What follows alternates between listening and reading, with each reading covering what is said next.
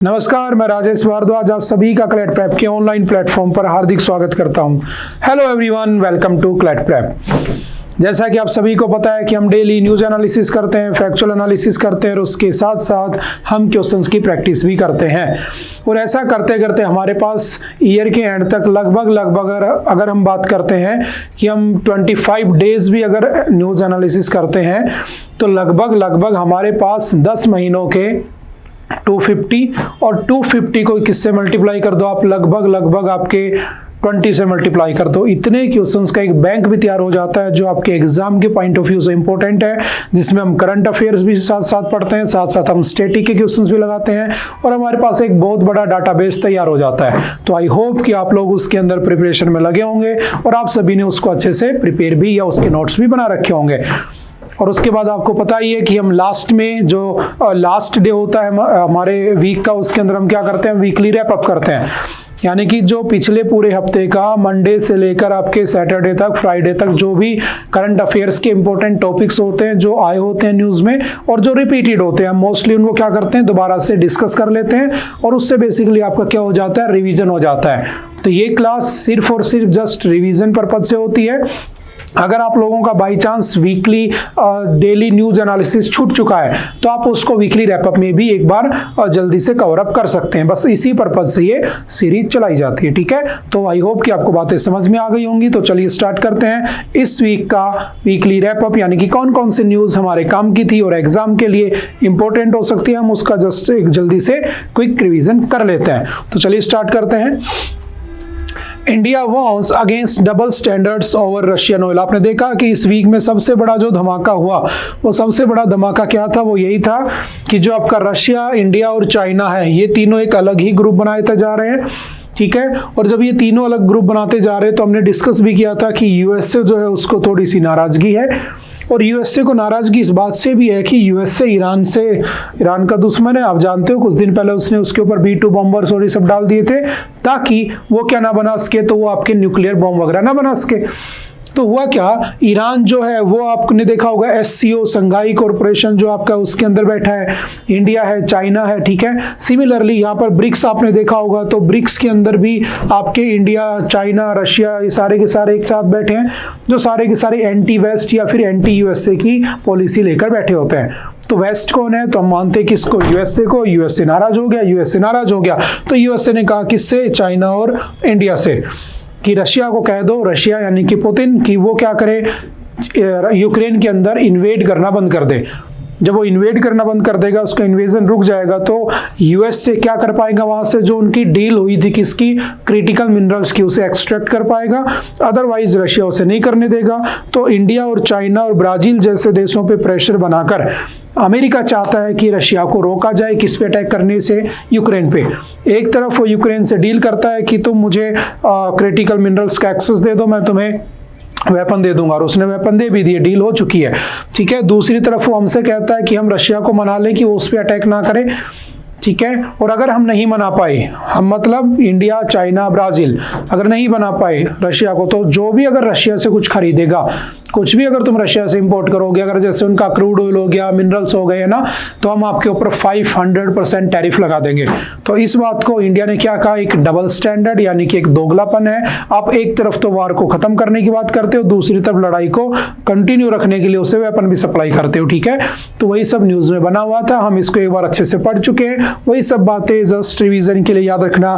Trump ने Russia को भी 50 दिन का टाइम दिया है कि 50 डेज के अंदर अपना स्टैंड क्लियर करे कि वो लड़ रहा है या पीछे हट रहा है। अगर लड़ रहा है तो उसके साथ कॉन्सिक्वेंसेस बहुत बुरे हो सकते हैं, ऐसा ट्रंप प्रेसिडेंट का कहना है, ठीक है। सिंपल सा याद रखना। 500% ड्यूटीज लगा दी जाएंगी इंडिया पे, ब्राजील पे, जो भी रशिया से वेपन खरीदेगा। और आपने पढ़ा था कि इस बार की जो ब्रिक्स है ना, ब्रिक्स कहाँ पर हुई है, तो आपके ब्राजील में हुई है। और वहां पर उन्होंने फिर से दोबारा से वही बात कर दी कि हम दोबारा से क्या क्रिएट कर देंगे, ब्रिक्स करेंसी बना देंगे।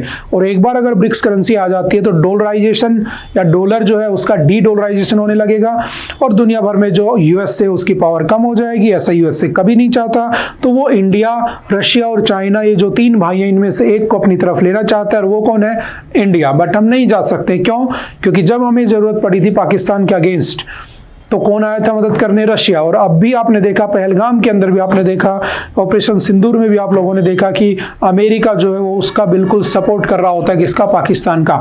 इवन पाकिस्तान का फील्ड मार्शल ही was invited at lunch party, है ना, लंच पार्टी पे बुलाया गया था उसे, और उस आदमी ने कहा कि डोनाल्ड ट्रंप बहुत अच्छे इंसान है और डोनाल्ड ट्रंप साहब को नोबेल पीस प्राइज दे दिया जाए, है ना। तो एक तरफ उनके साथ ऐसे रिश्ते बनाता है, दूसरी तरफ उसने कल, है ना, ये भी कह दिया कि हम पहलगाम के अंदर जो टेररिस्ट अटैक हुआ था उसमें जो टीआरएफ शामिल था, द रेजिडेंस फ्रंट, जो कि एक प्रॉक्सी ग्रुप है किसका? आपके लश्कर ए तैयबा का, हम उसे एक टेररिस्ट ऑर्गेनाइजेशन अनाउंस करते हैं। तो एक तरफ वो ऐसा कहता है, जब G7 होता है तो वो कुछ नहीं कहता है ना, हमारे ऊपर टैरिफ भी लगाता है। तो ये सारा किसका पार्ट है? वर्ल्ड पॉलिटिक्स का, ठीक है। हमें एक तरफ से प्रेशराइज भी किया जाता है, दूसरी तरफ से हमारे लिए ऑप्शंस भी खुले रखे जाते हैं, ठीक है। तो वही सब है, जियोपॉलिटिक्स है, आपको थोड़ी बहुत इस बात की नॉलेज होनी चाहिए और काफी टाइम से न्यूज में भी चल रहा है। रशियन सैंक्शंस एक्ट 2025 अभी ये बना नहीं है, 2 अगस्त के अंदर इस पे साइन होंगे, और अगर ये पास हो जाता है और अगर तुमने कुछ खरीदा तो 500% तो देना ही पड़ेगा टैक्स, प्लस 100% टैरिफ एक्स्ट्रा आपको देने होंगे, वो सेकेंडरी टैक्स लगा दिया जाएगा, ठीक है। तो कुछ नहीं, इंडिया को घेरने की बात हो रही है और कुछ नहीं है। मार्क रूट कौन है? तो नेटो के प्रेसिडेंट है आज के दिन, ठीक है, सेक्रेटरी जनरल है, ठीक है। नेटो क्या होता है? नॉर्थ अटलांटिक ट्रीटी ऑर्गेनाइजेशन, और ये बना था आपका 1949 में, और इसमें आज के दिन 32 मेंबर्स है और ये एक मिलिट्री ग्रुप है और इसका हेडक्वार्टर ब्रुसेल्स बेल्जियम में बना हुआ है, ठीक है। बेसिक सी बातें याद रखना। हम थोड़ा सा आगे बढ़ जाते हैं क्योंकि इनको डिटेल एनालिसिस हम पहले कर चुके हैं। बीजिंग और दिल्ली, बीजिंग यानी चाइना, दिल्ली यानी कि इंडिया, वो क्या करे? रशिया को पुश करे कि भाई व्लादिमीर पुतिन रुक जाओ, अटैक मत करो। तो वही सब बातें हैं, सिंपल सा याद रखना। चलते हैं थोड़ा सा आगे। अच्छा, क्या रशिया ओपेक कंट्रीज में आता है? तो सिंपल से याद रखना, रशिया ओपेक कंट्रीज में नहीं आता है, हालांकि वो ऑयल एक्सपोर्ट करता है, ठीक है। तो ओपेक कंट्रीज के देश हैं, कुछ कंट्रीज हैं, इनके नाम भी याद रखना, ठीक है।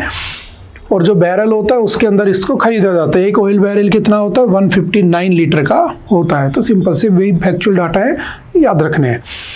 ग्लिच इन द पोषण app hindering the beneficiaries registration in Haryana, ये भी एक अच्छी न्यूज़ थी कि जो हरियाणा है उसके अंदर जो बहुत सारी स्कीम होती है, देखो सरकार गवर्नमेंट स्कीम लाती है और कहती है कि हम ऐसा कर रहे हैं, लेकिन क्या फ़ायदा कि आज अगर आपने कुछ बेनिफिट उठाना चाहा सरकारी स्कीम का, ठीक है, गवर्नमेंट की सब्सिडीज़ का कुछ भी, आज तुमने लॉगिन किया, OTP 3 दिन बाद आता है, तो क्या मतलब रह जाता है उस बात का? तो सरकार के जो प्रोग्राम्स चलाए जाते हैं गवर्नमेंट के, उसके अंदर ग्लिच बहुत आते हैं ना, जो टेक्निकल इश्यूज है बहुत सारे होते हैं, तो उनको ठीक किया जाए, बस उसी के ऊपर ये पैसेज था। जैसे पोषण अभियान, पोषण अभियान इसलिए आया था 2021 में कि जो बच्चे हैं, जो जिन बच्चों को न्यूट्रिशन वैल्यू कम रह जाती है, उनको प्रॉपर न्यूट्रिशन मिले।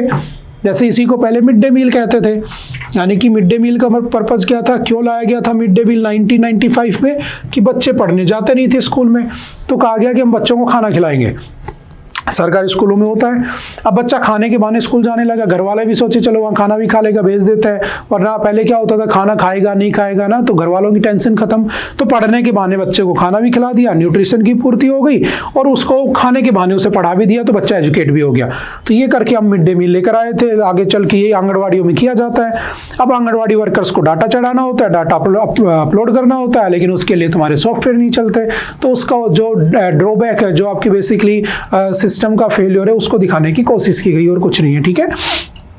चलते हैं थोड़ा सा आगे, हमने इसको डिस्कस कर लिया था पहले, ठीक है। आंगनवाड़ी वर्कर्स, पीएम पोषण शक्ति निर्माण, हर साल लगभग अगले 5 सालों के लिए 54,061 करोड़ रुपए सरकार खर्च करेगी।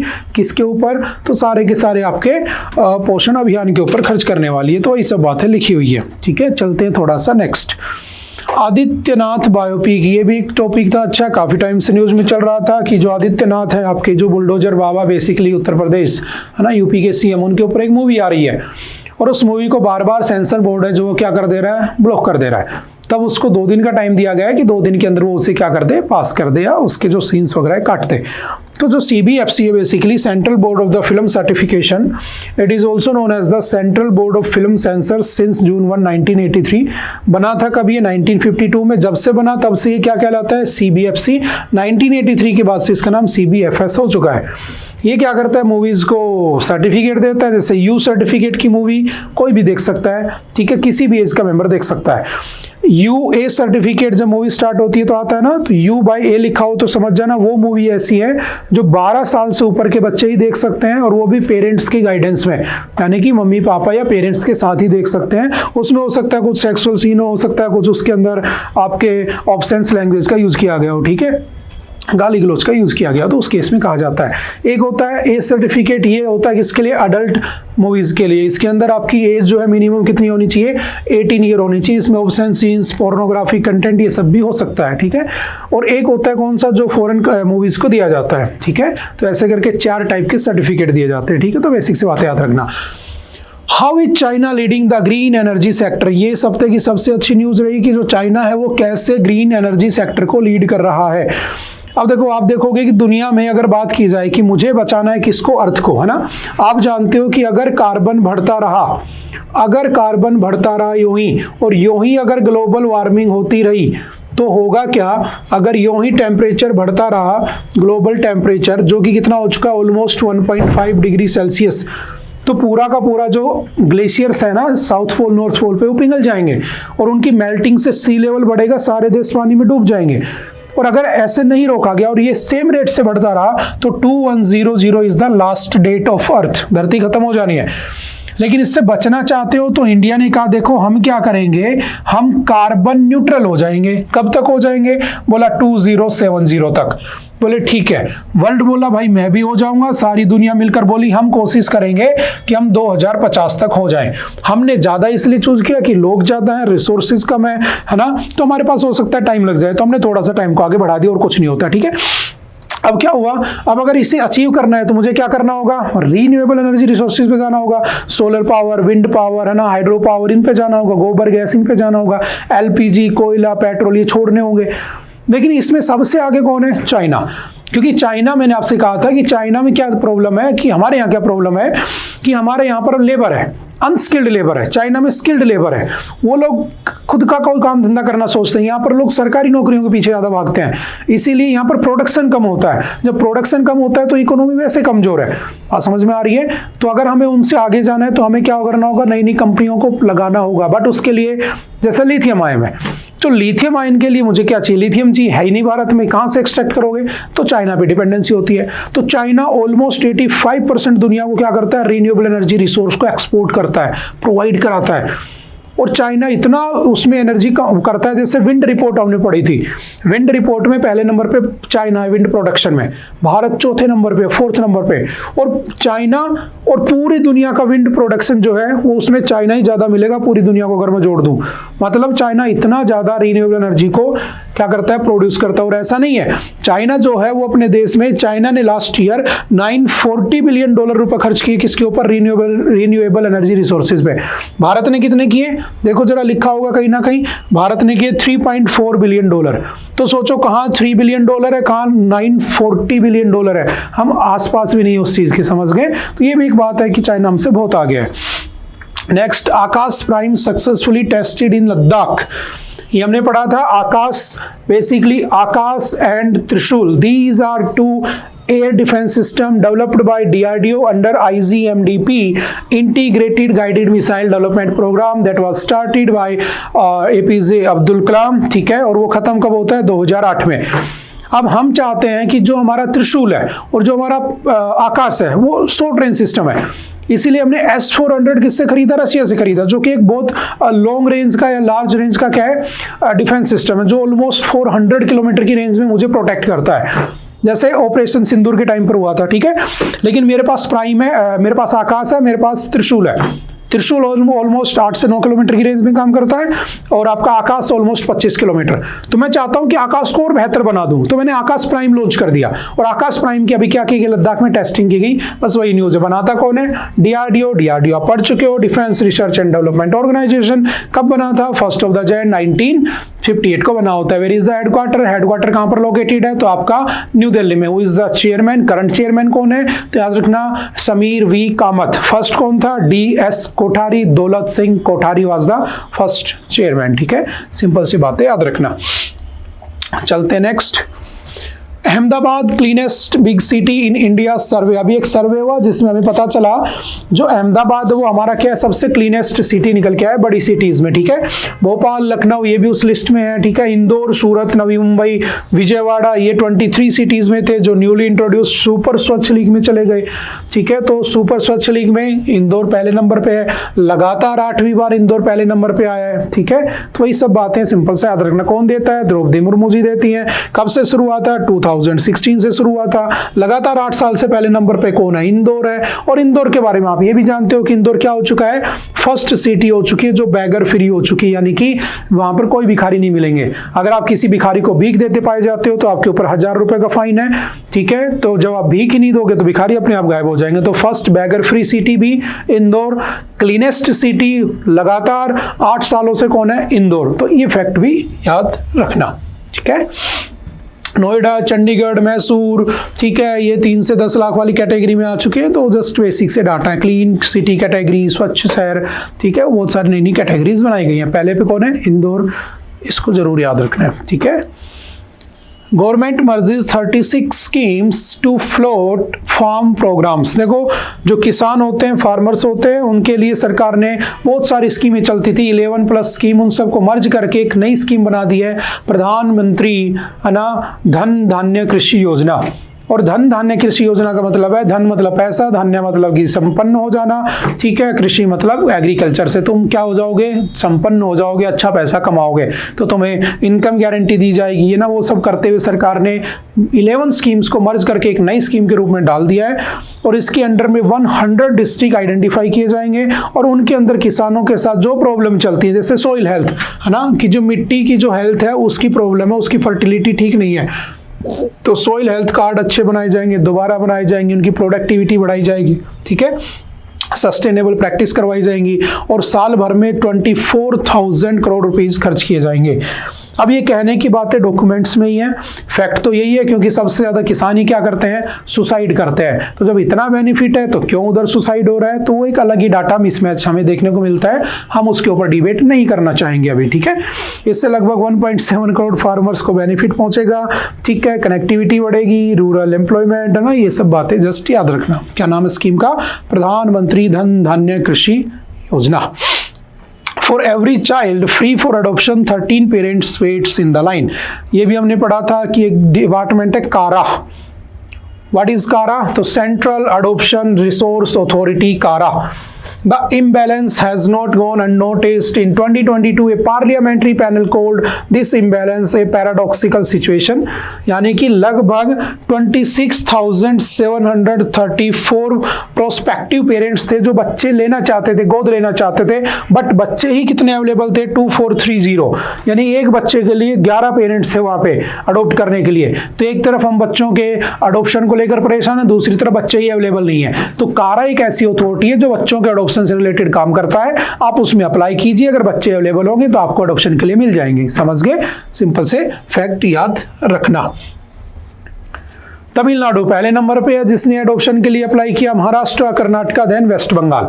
2017 में 1 साल का टाइम लगता था एडॉप्शन लेने में, लगभग कारा के अकॉर्डिंग, ठीक है। 22 में 3 साल हो गया, एट प्रेजेंट ये 3.5 साल है। यानी कि अगर आज आपने अप्लाई किया तो अगर बच्चा आपको अडॉप्ट करने को मिलेगा और आपने किसी बच्चे को चूज किया कि मुझे इस बच्चे को अडॉप्ट करना है, तो लगभग 3.5-4 साल बाद वो बच्चा आपका बच्चा हो पाएगा, यानी कि आप उसको अडॉप्ट कर पाओगे। ये हमारे फेल्योर्स को दिखा रहा है और कुछ नहीं है, ठीक है। सिस्टम के अंदर जो कमियां चल रही है। मिनिस्ट्री कौन सी है? Ministry of women and child care इसके अंदर आता है। हेग कन्वेंशन भी हो रखा है किसके ऊपर? इंटर कंट्री अडॉप्शन, यानी कि जो 1993 में हुआ था। अगर आप लोग चाहते हो कि अमेरिका से बच्चा अडॉप्ट करके लाना है या भारत का कोई बच्चा कैनेडियन पेरेंट्स अडॉप्ट करना चाहते हैं तो दे कैन, वो कर सकते हैं, ठीक है। कौन सा एक्ट है? तो यूएन का हेग कन्वेंशन 1993 वाला, ठीक है। सिंपल सा याद रखना। और जुवेनाइल जस्टिस एक्ट कब आया था? 2015। इसके अंडर भी बच्चों को गोद लेने के लिए या अडॉप्शन के लिए रूल्स बनाए हुए हैं, ठीक है, जो कि नाबालिग बच्चों के लिए होते हैं ना, जुवेनाइल नाबालिग को कह देते हैं, ठीक है। उसके बाद चलते हैं नेक्स्ट।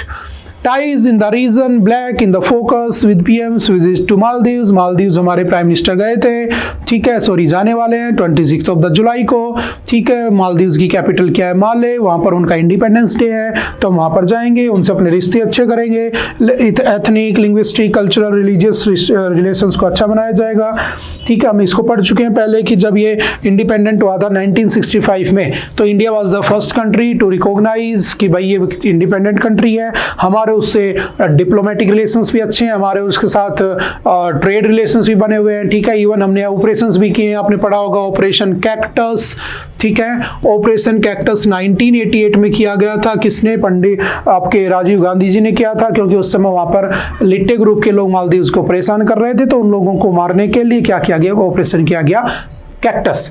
सिमिलर ऑप्शन कहां पर ऑपरेशन कहां पर हुआ था? 1987 में श्रीलंका में, और जो श्रीलंका में ऑपरेशन किया गया था उसका नाम क्या था? ऑपरेशन पवन, ठीक है। एक बार क्या हुआ था, वहां पर पानी की जो कंपनी है इनकी है ना, माले सीवेज एंड वाटर, जो उनकी कंपनी है वो क्या हो गई थी, उसमें आग लग गई थी, तो वहां पीने को पानी नहीं था, तो हमने उसे पानी भी पहुंचाया था, उसका नाम था ऑपरेशन नीर, ठीक है, 2014 में। तो ये बेसिक सी बातें याद रखना, ठीक है। ये दोनों फाउंडिंग मेंबर्स है सार्क के, और जो आपका मालदीव्स है उसे ही toll gate in Indian Ocean भी कहा जाता है, और ये कोरल आइलैंड्स के ऊपर बना हुआ है, ध्यान रखना, ठीक है। कोरल आइलैंड्स क्या होते हैं? कोरल एक जीव होता है, ठीक है, जो समुद्रों में पानी में पाया जाता है, और बेसिकली क्या होता है, जब ये एक साथ इकट्ठे हो जाते हैं और मर जाते हैं, और उसके बाद ये बहुत सारे इकट्ठा होकर तो एक जगह इकट्ठा हो जाते हैं, तो क्या बनाते हैं? एक आइलैंड की फॉर्म ले लेते हैं। तो बेसिकली जो मालदीव्स है वो कोरल आइलैंड्स के ऊपर बना हुआ है, ठीक है, तो ये भी ध्यान रखना। Next, inflation continues to cool as food prices crude rates steep. देखो जो आपका रिटेल इन्फ्लेशन है वो 77th मंथ के लो पर है 2.1%, ठीक है, और जो फूड इन्फ्लेशन वो 8th कॉन्जिक्यूटिव मंथ पे क्या है, वो नीचे बना हुआ है, यानी कि बढ़ नहीं रहे, तो बहुत अच्छी बात है। इवन जो आपके क्रूड रेट्स हैं वो भी क्या होते जा रहे हैं? कम होते जा रहे हैं, ठीक है, क्योंकि हमें बहुत सस्ते में क्या मिल रहा है? क्रूड ऑयल मिल रहा है। तो इन्फ्लेशन डिफ्लेशन आपकी इकोनॉमिक्स के बहुत ही अच्छे चैप्टर होते हैं। जब मार्केट में मंदी आती है तो हम उसे डिफ्लेशन कह देते हैं, जब मार्केट तेज होता है तो उसे इन्फ्लेशन कह देते हैं, यानी कि जब किसी प्रोडक्ट की वैल्यू बढ़ जाती है, जब किसी इंसान की जेब में पैसा ज़्यादा आता है तो इन्फ्लेशन हो जाता है मार्केट में, क्योंकि जो आपकी बाइंग पावर है वो बढ़ जाती है, और जब आपकी जेब में पैसा नहीं होता है तो ऑटोमेटिकली क्या होने लगेंगे? प्राइसेस डाउन होने लगेंगे, तो डिफ्लेशन आने लग जाएगा। तो सरकार, आरबीआई, गवर्नमेंट इनसे खेलती रहती है। एमपीसी मॉनेटरी पॉलिसी कमेटी के नाम पे आप जानते हो 2016 में बनी होती है, ठीक है। 4+-2 का फॉर्मूला होता है, repo rate, reverse repo rate, इनके साथ खेला जाता है, वो अलग चैप्टर है। लेकिन जब मैं फूड इन्फ्लेशन को कैलकुलेट करता हूं, जब मैं प्रोडक्ट के अंदर प्राइस इन्फ्लेशन को चेक करता हूं, तो मेरे पास दो चीजें आती है, एक होता है होलसेल प्राइस इंडेक्स, एक होता है consumer price index. Wholesale price index में हम होलसेल के रेट पर उसको महंगाई को, इन्फ्लेशन डिफ्लेशन को मेजर करते हैं, और कंज्यूमर प्राइस इंडेक्स पे हम कंज्यूमर लेवल पे करते हैं। जैसे फॉर एग्जांपल समझना, अगर मुझे जानना है कि WPI में और यूपीआई CPI में कहां पर क्या है, तो देखो, it measures the price changes at the wholesale level, it measures the price changes at the retail या consumer level। इसका जो बेस ईयर है 2011-12 है, इसका बेस ईयर 2012 है। इसमें वो सारे के सारे गुड्स हैं जो प्राइमरी आर्टिकल्स होते हैं, फ्यूल, मैन्युफैक्चरिंग गुड्स, इसमें वो होते हैं जो गुड्स एंड सर्विसेज आती है, जैसे फूड, हाउसिंग, एजुकेशन, हेल्थ, ये सब आता है, ठीक है। इसकी रिपोर्ट भी मंथली आती है, इसकी रिपोर्ट भी मंथली आती है। इसमें होलसेल लेवल के ऊपर महंगाई मापी जाती है। जैसे मान लो मैं यहाँ पर एक थोक या कह सकता हूँ होलसेलर हूँ, ठीक है, और मैं यहाँ से मान लो फॉर एग्जांपल कोलगेट का होलसेलर हूँ पूरे जयपुर का, और मैं यहाँ से, तुम सब मेरे यहाँ से कोलगेट ले जाते हो, और मैंने तुम्हें 10 रुपए में दी, तुमने 12 रुपए में बेची, ठीक है, और मैंने 10 रुपए से 11 कर दिए, तो आपने 12 से 13 कर दिए, तो मेरे लेवल पर कुछ ना कुछ इंक्रीमेंट हुआ, आपके लेवल पर भी हुआ। मान लो मैंने 11 कर दिए, लेकिन फिर भी आप मार्केट में 12 में बेच रहे हो, तो मेरे लेवल पर तो बढ़ गया प्राइस, कंज्यूमर लेवल पे नहीं बढ़ा। तो कंज्यूमर जो यूज करता है उस प्राइस पे जो ऊपर नीचे होता है मार्केट में, जो पैसा, जो रेट, उसे हम कहते हैं कंज्यूमर लेवल पर इन्फ्लेशन डिफ्लेशन मापना, और जो होलसेल लेवल पर होता है उसे WPI कहा जाता है, ठीक है। तो इन दो मेजर्स पर मापा जाता है। Even government is planning PPI, है ना, प्रोडक्शन, या जो आपका जहां पर प्रोडक्ट बन रहा होता है ना, वहीं पर उसका क्या निकाल लिया जाए, आपका इन्फ्लेशन निकाल लिया जाए। तो PPI को भी लाने की बात की जा रही है, ये आप हैंडआउट्स में पढ़ चुके हो पहले। चलते हैं next. New governors for Haryana, Goa, Ladakh gets new LG. जो आपके हरियाणा है, गोवा है, उसके अंदर नए गवर्नर्स अपॉइंट कर दिए गए हैं, जैसे कविंदर गुप्ता, असिंग कुमार घोष एंड पुष्पति अशोक गजापति राजू। ठीक है, ये लद्दाख के, हरियाणा के और गोवा के गवर्नर और लेफ्टिनेंट गवर्नर बना दिए गए हैं। तो याद रखना, आपके एग्जाम के पॉइंट ऑफ व्यू से कई बार एग्जाम में पूछ लेता है गवर्नर्स कौन से स्टेट का कौन सा है ना। हालांकि हम अभी गवर्नर्स पढ़ चुके हैं, वो जस्टिस वर्मा वाला केस याद करो, आर्टिकल 200 तो हमने पढ़ रखा है। गवर्नर बनने के लिए मिनिमम एज 35 ईयर एज होनी चाहिए, प्राइम प्रेसिडेंट की नज़र में आप एक्सपर्ट होने चाहिए, भारत के सिटीजन होने चाहिए, आप बन गए गवर्नर। ठीक है, गवर्नर को हटाने का कोई पॉलिटिकल बेस नहीं होता, ध्यान रखना। एक बार एमएम पूछी, कमीशन ने रिकमेंडेशन देने की बात कही थी, लेकिन उसको नेग्लेक्ट कर दिया गया था, रिजेक्ट कर दिया गया था। तो उसका जो टेन्योर होता है वह तो 5 साल होता है, या फिर governor holds the office on the pleasure of president, क्योंकि प्लेजर ऑफ द प्रेसिडेंट पे काम करता है और प्रेसिडेंट ही उसे अपॉइंट करता है, तो प्रेसिडेंट उसे निकाल सकता है। इवन याद रखना, article number 361, president and governor both enjoy the legal immunity, यानी कि आप उनके ऊपर कोई केस ही नहीं कर सकते हो, इवन क्रिमिनल केस हो चाहे सिविल केस हो, आप उन पे कर ही नहीं सकते हो। क्यों? क्योंकि दोनों के दोनों they both enjoy legal immunity under article 361, ये भी ध्यान रखना। ठीक है, तो अभी कुछ स्टेट के बदले हैं तो उनके बारे में आपको पता होना चाहिए। ठीक है, कुछ जगह पर लेफ्टिनेंट गवर्नर होते हैं, कुछ जगह पर गवर्नर होते हैं। ठीक है, तो सिंपल सा याद रखना। ठीक है, जैसे दिल्ली हमेशा एलजी की बात होती रहती है। ठीक है, एटलीस्ट अगर आप सब भी ना याद करो तो कम से कम जो न्यूज में रहते हैं ना बार बार स्टेट, जैसे तमिलनाडु न्यूज में रहता है, केरल न्यूज में रहता है ना, अभी उड़ीसा न्यूज में आया था, उस लड़की ने सुसाइड कर लिया था ना, सेल्फ इमोलाइजेशन कर लिया था ना, कि इमोलेशन जिसको बोलते हैं, आग लगा ली थी खुद को, है ना। तो ऐसे स्टेट्स के गवर्नर जो कुछ ना कुछ बयान देते रहते हैं ना, कुछ ना कुछ न्यूज में आते रहते हैं, तो उनके बारे में एटलीस्ट आपको पता होना चाहिए। ठीक है, मैं ये नहीं कहता कि तुम सारे ही रटो, बट वो एटलीस्ट याद रखना, क्योंकि कई बार ऐसे केसेस आ जाते हैं। ठीक है, next, abuse of the right to free speech increasing on the social media. देखो, सोशल मीडिया के ऊपर आप जो फ्री स्पीच आपको मिला है, आप जानते हो आर्टिकल 19 का फर्स्ट का जो ए है, फ्रीडम ऑफ स्पीच, इसमें freedom of speech and expression आपको दिया हुआ है कि आप जिसके बारे में जो चाहो बोल सकते हो, ब्रॉडकास्ट कर सकते हो, क्रिटिसाइज कर सकते हो किसी को। ठीक है, नेशनल बाउंड्रीज के बियॉन्ड अपने एक्सप्रेशन दे सकते हो। ठीक है, कुछ भी बोल सकते हो, लेकिन क्या these freedoms are absolute? Not, these are not absolute. ध्यान रखना, 19 के 2 में ये लिखा है, दीज आर नॉट एब्सोल्यूट। अगर तुमने sovereignty, integrity, security, friendly relations with foreign states, इन सब के ऊपर कुछ बोला तो आपकी ये सारे फंडामेंटल राइट भी छीने जा सकते हैं। तो अभी एक केस था, आपने शायद देखा होगा, आई थिंक यूपी का ही केस होगा ना, कौन सा, यूपी में ही हुआ था। वो 2 लड़कियां होती हैं, वो दोनों लड़कियां क्या कर रही थी, कुछ भी बोले जा रही थी, है ना, यानी कि वो यूट्यूब के ऊपर या सोशल मीडिया के ऊपर, इंस्टाग्राम पे कंटेंट का क्रिएटर का काम करते थे। और तुम बेहतर तरीके से जानते हो, कंटेंट क्रिएटिंग के नाम पर आजकल समाज में कुछ भी परोसा जा रहा है। तो दोनों लड़कियां गाली गलौज करती थी, कुछ भी बोलती थी, दोनों को अरेस्ट कर लिया गया था और अब उनकी बेल तक नहीं करवा रहा है कोई। ठीक है, तो वही वाली न्यूज है कि भाई राइट मिला है, बोलो, लेकिन अच्छा बोलो, क्रिटिसाइज करो, सरकार को करो, देश को मत करो। देश होता है तो नेशन की सिक्योरिटी पे मत बोलो, सरकार के ऊपर बोल सकते हो, क्योंकि सरकार को क्रिटिसाइज करने के लिए ही तो लोग बने हुए हैं। अगर नहीं करोगे तो मनमर्जी करने लग जाएंगे, समझ गए। तो इन कंडीशंस में ये तुम्हें मिला है, लेकिन मिसयूज करोगे तो छीन लिया जाएगा। काफी बार हम इसे पढ़ते भी हैं। और भारत की प्रेस फ्रीडम इंडेक्स में जो रैंक है वो भी इसी लास्ट टाइम हमने पढ़ा था, कितनी है, 151 आउट ऑफ 180, यानी कि भारत 151 नंबर पे आता है, किसमें, प्रेस फ्रीडम इंडेक्स पे, है ना, बोलने की आजादी में 151 नंबर पे हम। ठीक है, आउट ऑफ 180, ये भी ध्यान रखना। After 18 days ISS Shukla begins return trip to earth, ये वापस आ चुके हैं, दोबारा से चलने की प्रैक्टिस भी कर रहे हैं। एक्सियोम फॉर्मेशन में गए थे, इनके कमांडर थे पैगी व्हाइटसन USA के। 4 लोग थे, एक पोलैंड से, एक हंगरी से और एक हमारे शुक्ला जी तो थे ही साथ साथ, वापस आ चुके हैं। ठीक है, इन्होंने 433 आवर्स स्पेस में गुजारे, 18 दिन, 288 ऑर्बिट्स, 7.6 मिलियन माइल्स ट्रैवल करके वापस आ चुके हैं। और आप अच्छे से जानते हो कि इनके आना बहुत अच्छा है, क्योंकि अब हम इनका यूज कहाँ करेंगे, गगनयान मिशन में हम इनका यूज करने वाले हैं। ठीक है, ठीक है, वहां पर जाने के बाद उन्होंने क्रॉप सीड्स ISS के ऊपर एक्सपेरिमेंट किया, जिसमें उन्होंने राइस, हॉर्स ग्राम, टोमेटो, सीसम, ब्रिंजल, एग प्लांट, इन सभी को वहां पर बीज लेकर गए थे, प्रैक्टिस की गई है। उसके क्या रिजल्ट निकलते हैं वो धीरे धीरे हमें पता चल जाएंगे। ठीक है, और गगनयान जब जाएगा, जब हम फिर से पढ़ लेंगे। The need to protect India's linguistic secularism, तुम अच्छे से जानते हो, भाषा की लड़ाई बहुत खतरनाक तरीके से चल रही है। साउथ इंडिया में आप चले जाओ, मराठी कहते हैं, मराठा बोलते हैं, मराठी बोलो, नहीं तो भाग जाओ, कन्नड़ वाले बोलते हैं कन्नड़ बोलो, वरना भाग जाओ, तमिल वाले बोलते बोलते हैं, तमिल बोलो वरना भाग जाओ। एक नॉर्थ इंडिया एक ऐसा है जहां कुछ भी बोलो यू आर एक्सेप्टेड, है ना। आप जयपुर में रहते हो, आप राजस्थान में रहते हो, आप चाहे बंगाली बोलो, मद्रासी बोलो, फारसी, कुछ भी बोलो आप, यू आर एक्सेप्टेड है।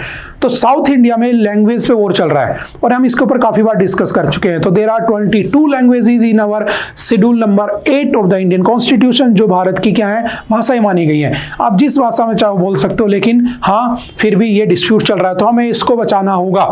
तो official language versus national language का भी एक डिस्प्यूट आता है, याद रखना। There is no national language even in the Indian constitution. Article 343 लिखा होगा कहीं, हाँ article 343, Hindi and English both are your official language. But हम किसको प्रमोट करेंगे, हिंदी को प्रमोट करेंगे, ऐसा भी लिखा हुआ है, ठीक है। तो जो हिंदी है उसको देवनागरी स्क्रिप्ट में ऑफिशियल लैंग्वेज डिक्लेयर किया हुआ है, ठीक है।